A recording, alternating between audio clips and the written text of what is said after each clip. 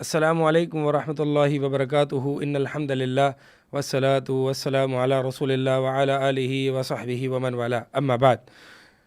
Page number 415، صفت حیات، اللہ تعالیٰ کی صفت حیات کے متعلق جو بات تھی اور جو آیات شیخ الاسلام ابن تیمیہ رحمہ اللہ نے وارد کی ہیں ان کو ہم نے پڑھا تھا، اور آخری ایپیسوڈ میں ہم نے یہ آیت بھی پڑھی تھی، هو الاول والآخر والظاہر والباطن وهو بكل شيء علیم۔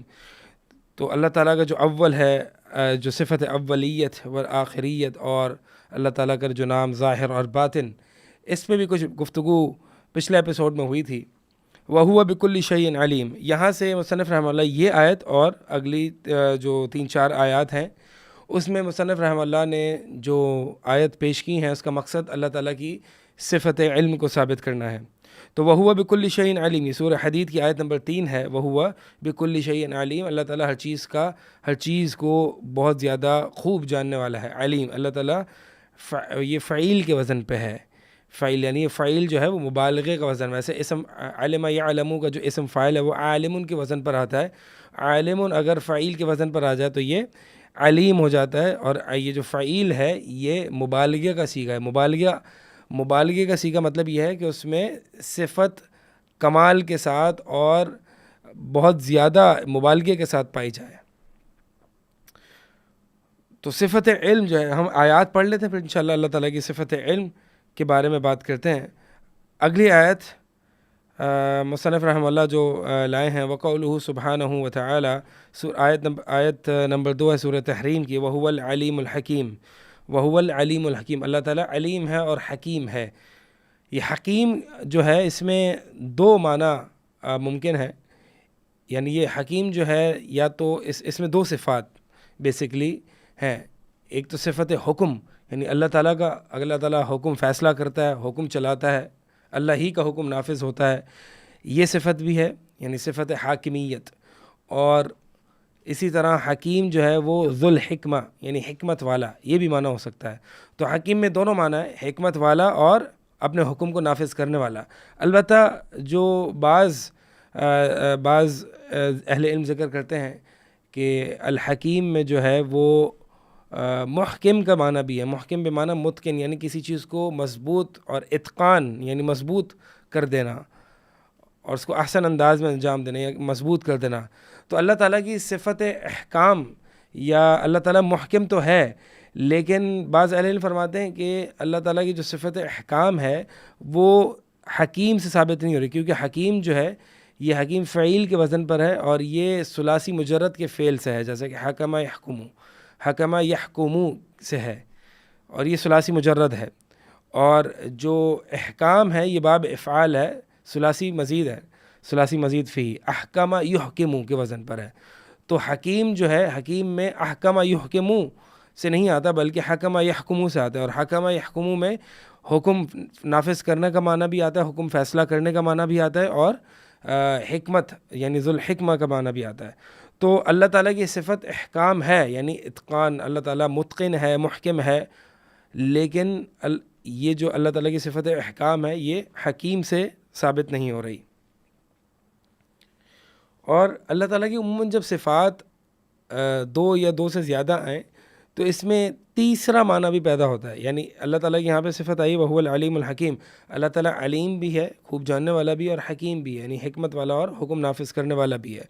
تو یہاں پہ 2 صفات ایک ساتھ ذکر ہوئیں، جب بھی 2 صفات ذکر ہوتی ہیں تو اس میں تیسرا معنی بھی پیدا ہو جاتا ہے، اور تیسرا معنی یہ کہ ایک معنی تو یہ ہے کہ اللہ تعالیٰ یعنی ان 2 صفات میں ایک تو اپنی جو اللہ تعالیٰ کے جو نام ہیں، تو ہر نام اپنی اپنی صفت پہ ایک تو دلالت کر رہا ہے، اور پھر جب دونوں ناموں کو ملائیں گے تو ایک تیسری صفت پر بھی دلالت کرے گا۔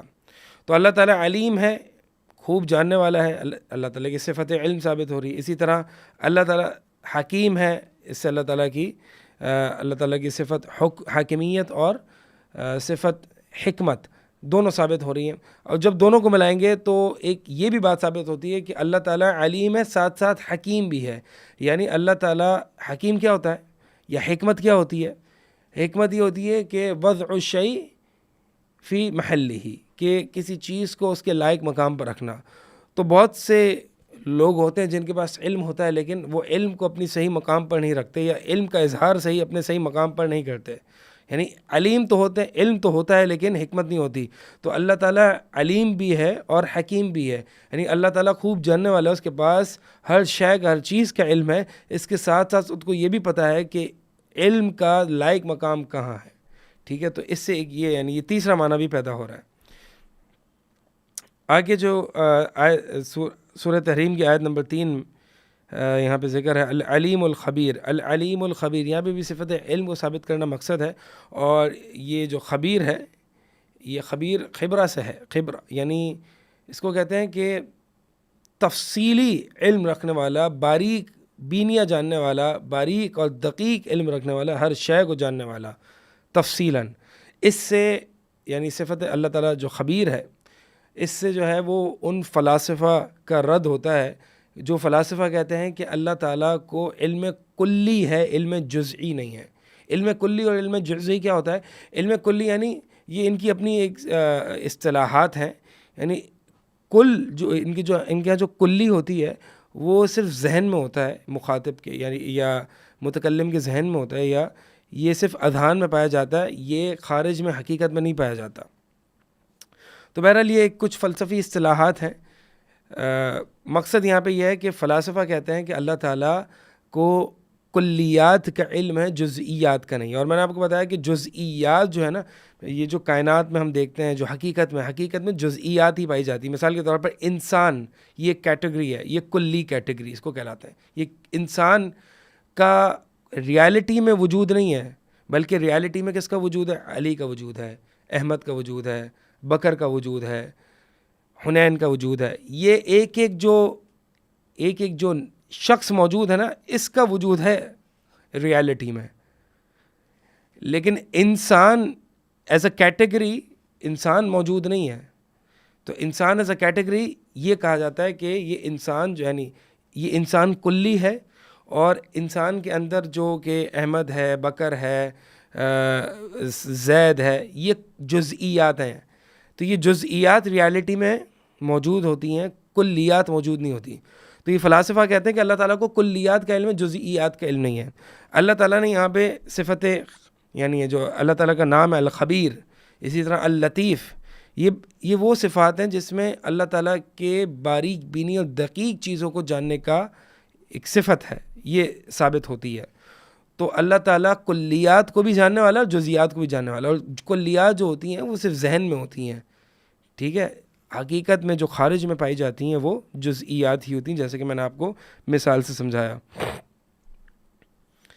اگلی آیت سورہ سبا کی آیت نمبر 2، یعلم ما یلج فی الارض وما یخرج منها وما ينزل من السماء وما يعرج فیها.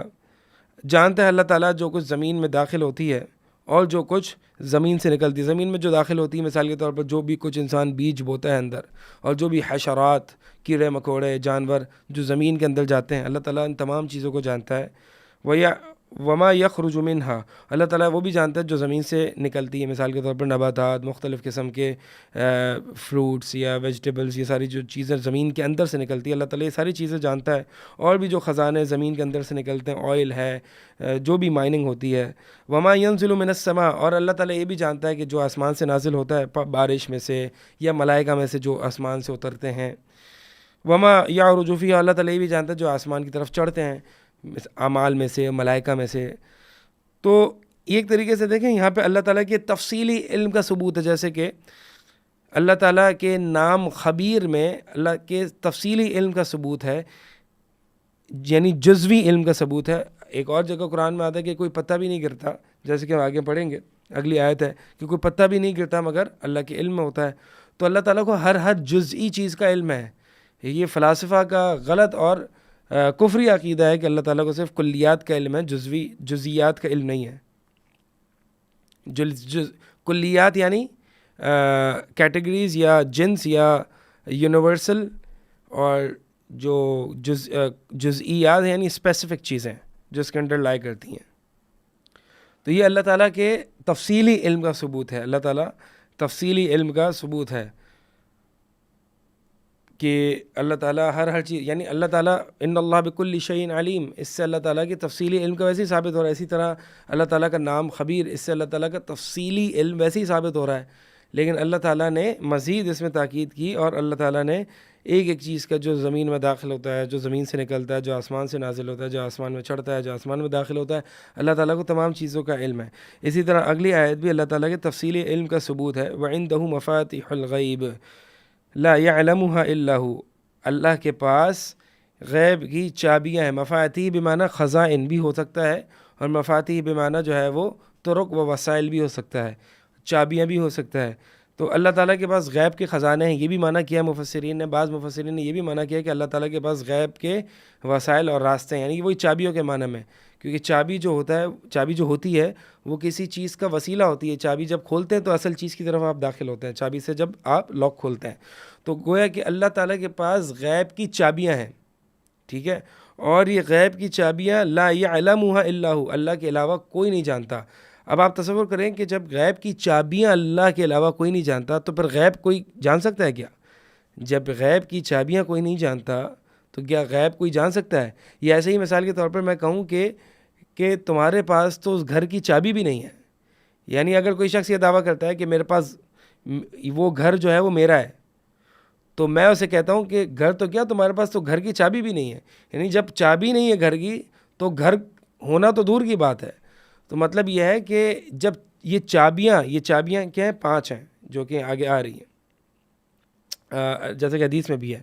تو یہ چابیاں ہیں، اور جب چابی کو جب آپ روم کو یا تالے کو جب آپ چابی سے کھولتے ہیں تو اس کے بعد ایک روم آتا ہے یا کوئی بھی چیز آتی ہے. تو چابی گویا کہ ایک طریقہ ہے، وسیلہ ہے. یعنی غیب کے طریقے اور وسیلے اور راستے بھی تمہارے پاس نہیں ہیں، تو غیب کا علم ہونا تو دور کی بات ہے. تو اللہ تعالیٰ کے پاس غیب کی چابیاں ہیں. اور غیب کیا ہے؟ ما غاب عن الحواس الخمسہ، جو حواس خمسہ سے جو ہے وہ غائب ہو، پوشیدہ ہو، جو انسان حواس خمسہ سے یا عقل سے جو ہے وہ اس تک رسائی نہ کر سکتا ہو. تو اللہ تعالیٰ کے پاس غیب کی چابیاں ہیں جو اس کے سوا کوئی نہیں جانتا. یا لا یعلمها الا هو، تو یہ اللہ تعالیٰ کے غیب کے علم کا ثابت کیا جا رہا ہے یہ صفت کو. اور اسی طرح وَيَعْلَمُ مَا فِي الْبَرِّ وَالْبَحْرِ، اللہ تعالیٰ جانتا ہے کہ جو کچھ خشکی میں ہے اور بحر یعنی سمندر میں ہے.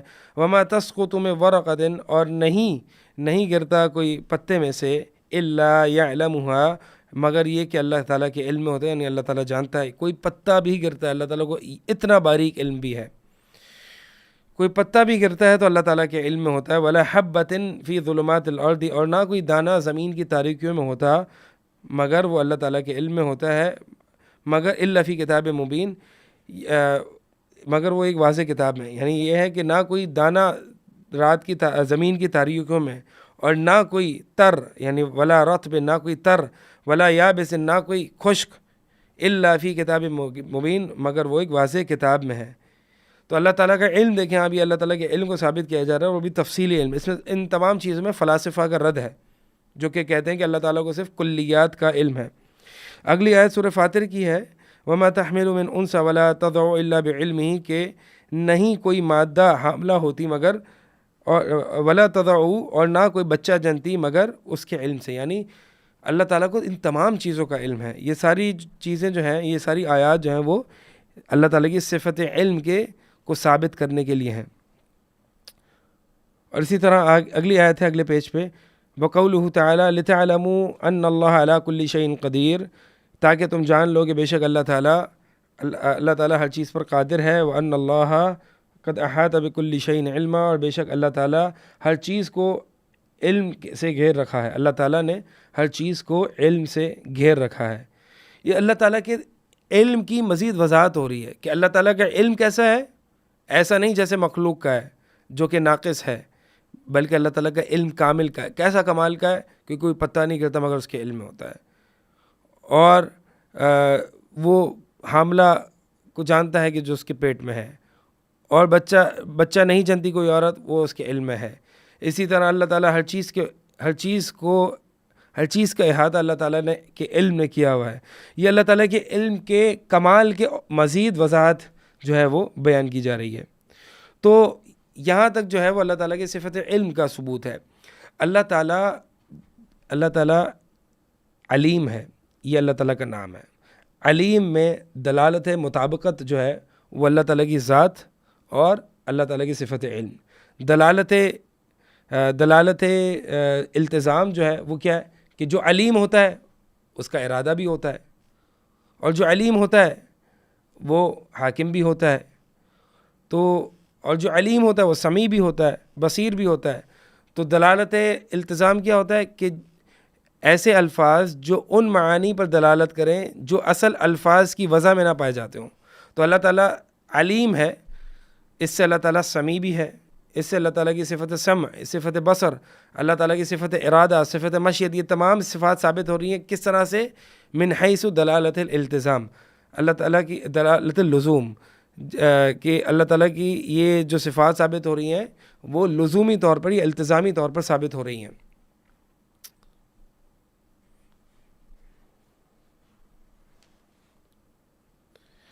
یہاں تک اللہ تعالیٰ کی صفت علم کا ثبوت تھا.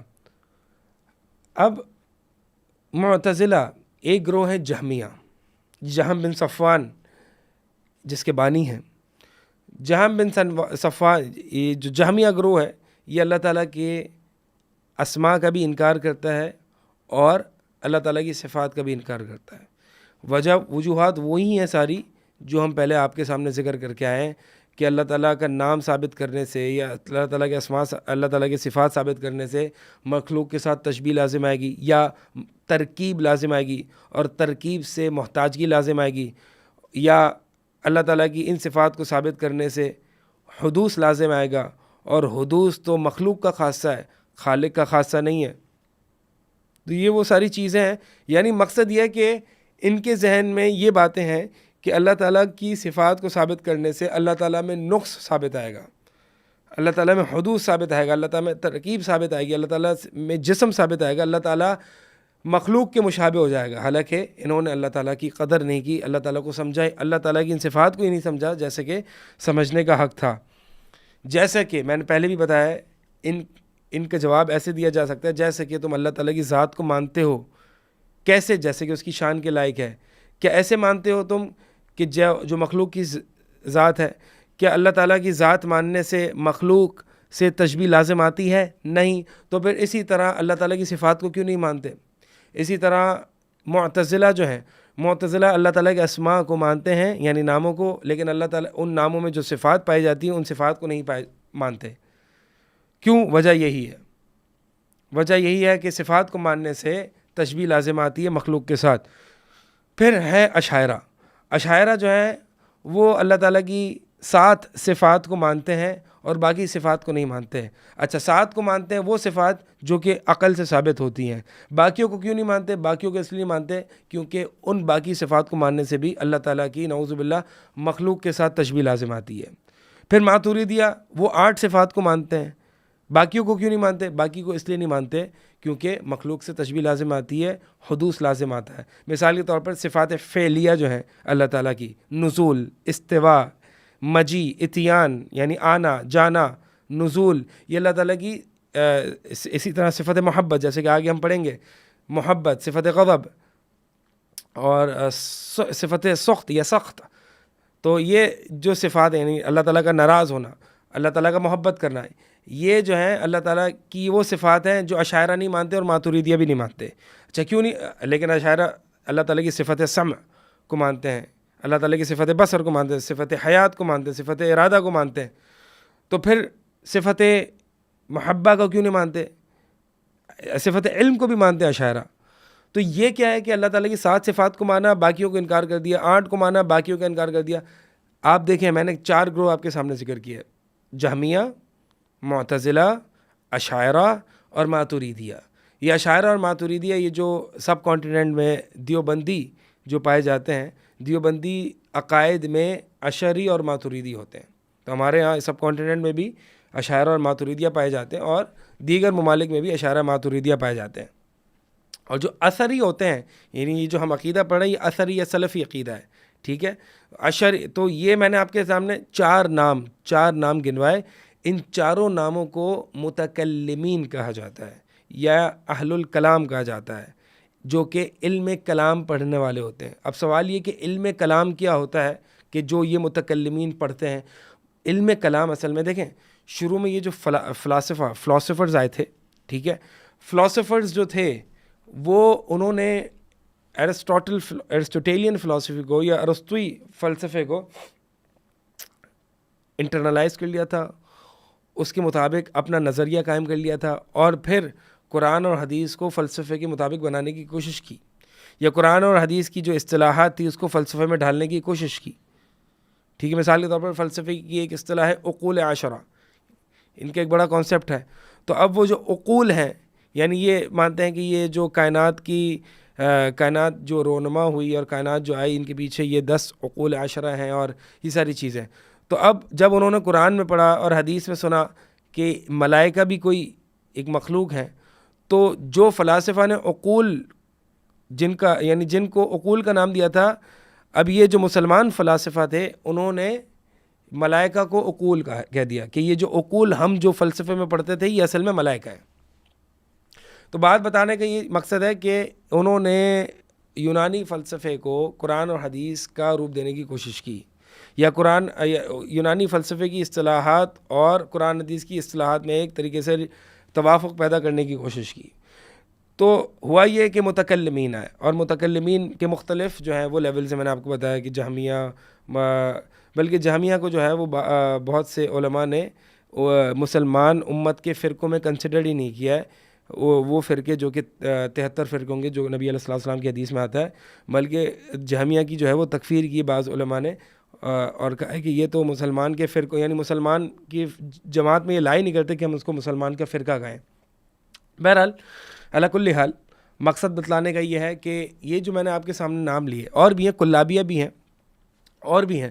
مقصد یہ جو 4 موٹے موٹے نام ہیں میں نے آپ کے سامنے لیے, انہوں نے کیا کیا, انہوں نے جب دیکھا کہ یہ مسلمان فلاسفہ جیسے کہ ابن سینا, فارابی, ابن رشد وغیرہ, انہوں نے جو ہے وہ اسلام کے ساتھ یہ حشر کیا کہ اسلام کو فلسفے کے اندر ڈھالنے کی کوشش کی, یا فلسفے کو اسلام کے اندر ڈھالنے کی, ویسے تو اسلام کو فلسفہ ہی بنانے کی کوشش کی.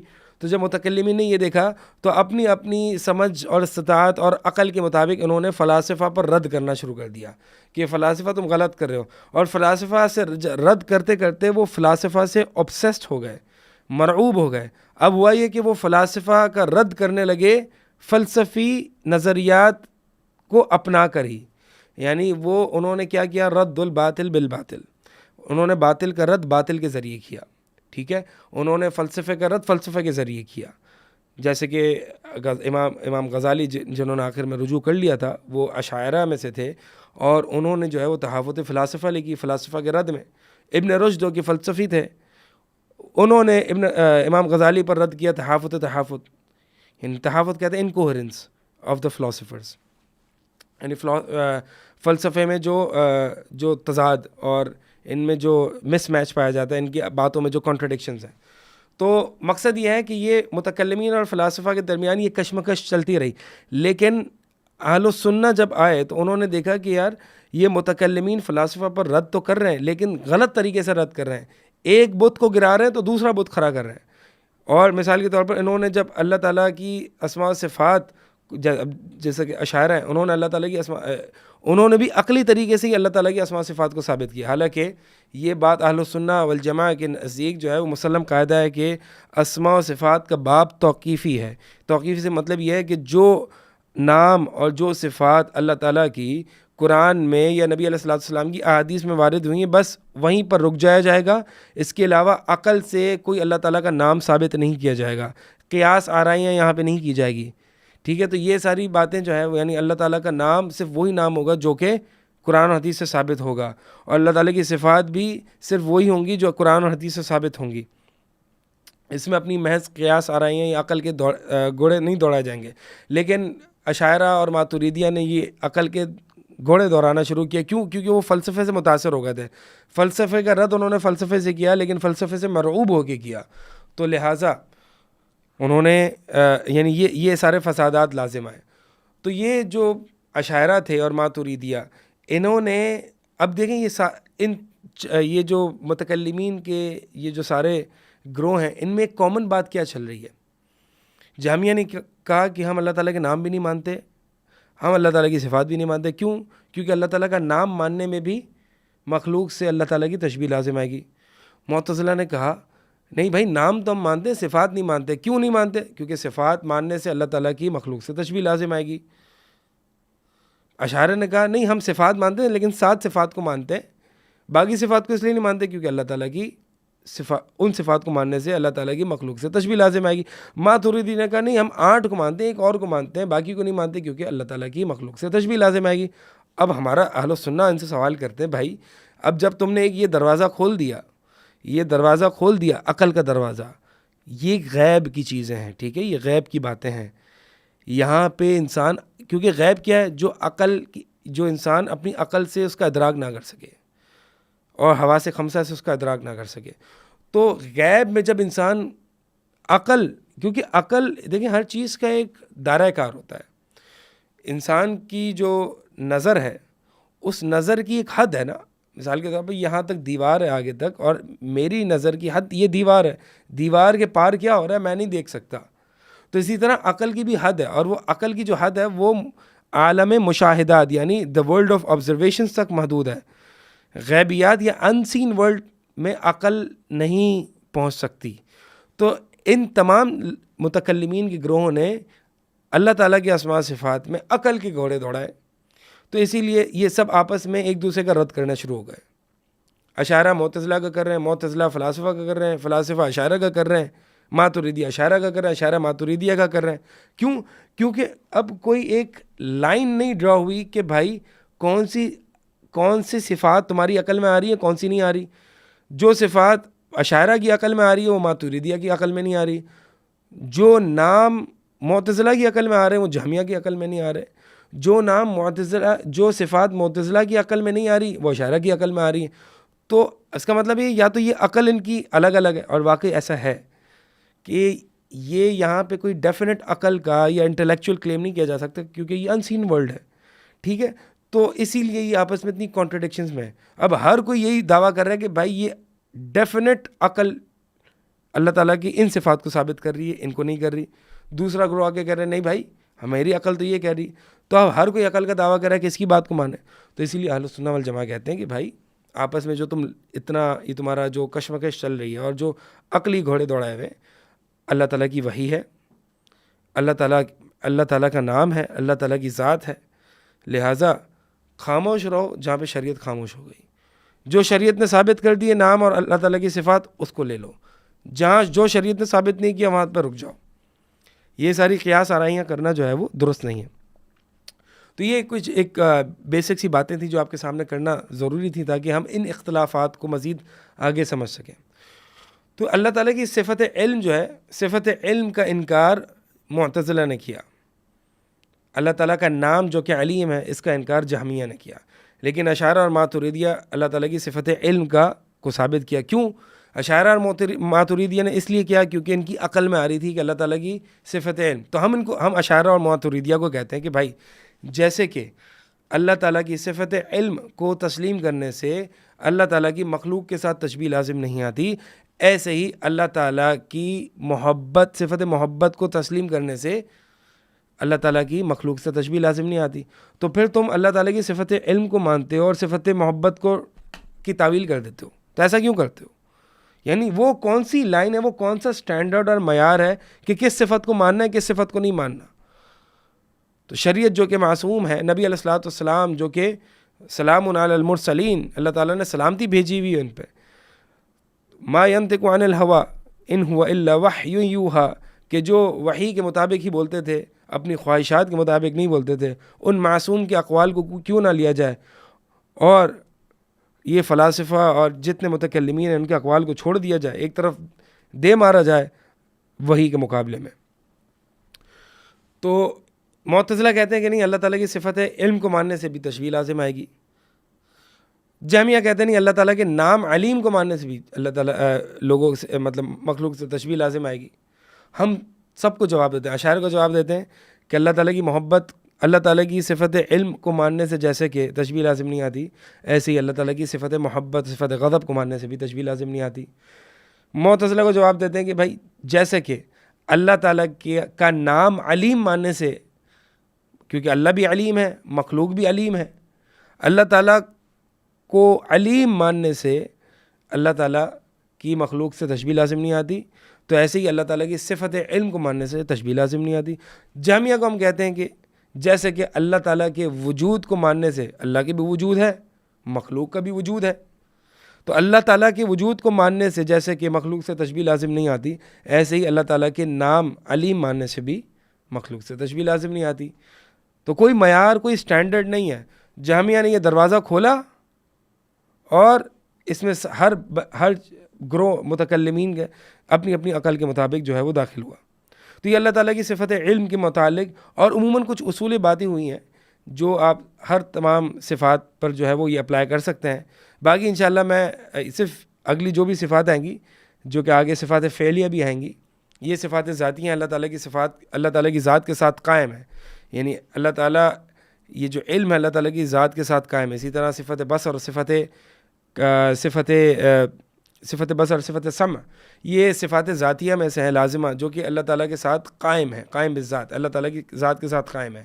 لیکن مثال کے طور پر اللہ تعالیٰ کی صفت محبت ہے، اللہ تعالیٰ کی صفت تکلم ہے، کلام کرنا، تو جب چاہتا ہے، جیسے چاہتا ہے، جب چاہتا ہے کلام کرتا ہے. تو یہ اللہ تعالیٰ کی صفات فعلیہ اختیاریہ ہیں. اللہ تعالیٰ اپنے اختیار کے مطابق جب چاہتا ہے ان افعال کو انجام دیتا ہے. اسی طرح اللہ تعالیٰ کی صفت نزول ہے، نازل ہونا، تو جب چاہتا ہے وہ نازل ہوتا ہے. اور اللہ کے نبی علیہ الصلوۃ والسلام نے بتا دیا ہمیں کہ اللہ تعالیٰ یعنی کچھ وہ اوقات بتائیں کہ جب اللہ تعالیٰ آسمان دنیا پر نازل ہوتا ہے، جیسے کہ رات کا آخری 1/3 حصہ. کیسے نازل ہوتا ہے؟ اللہ تعالیٰ کی یہ جو صفات ہیں کیسی ہیں؟ اللہ تعالیٰ کی شان کے لائق ہیں.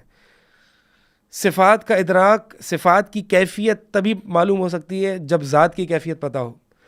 جب ذات کی کیفیت نہیں پتہ تو صفات کی کیفیت بھی نہیں معلوم ہو سکتی. تو جس طرح سے ہم ذات کو بغیر کیفیت بیان کیے تسلیم کرتے ہیں، اسی طرح اللہ تعالیٰ کی صفات کو بھی جیسے اس کی ذات کے لائق ہیں، جیسے اس کی شان کے لائق ہیں، بغیر کیفیت بیان کیے ہم اللہ تعالیٰ کی صفات کو تسلیم کرتے ہیں. باقی انشاءاللہ آگے جو ہے وہ اللہ تعالیٰ کی صفت قوت، صفت بصر وغیرہ جو ہے، صفت مشیت، اس کا تذکرہ ہوگا انشاءاللہ، اس کو اگلے ایپیسوڈز میں ذکر کریں گے. سبحانک اللہم و بحمدک اشہد ان لا الہ الا انت استغفرک و اتوب الیک.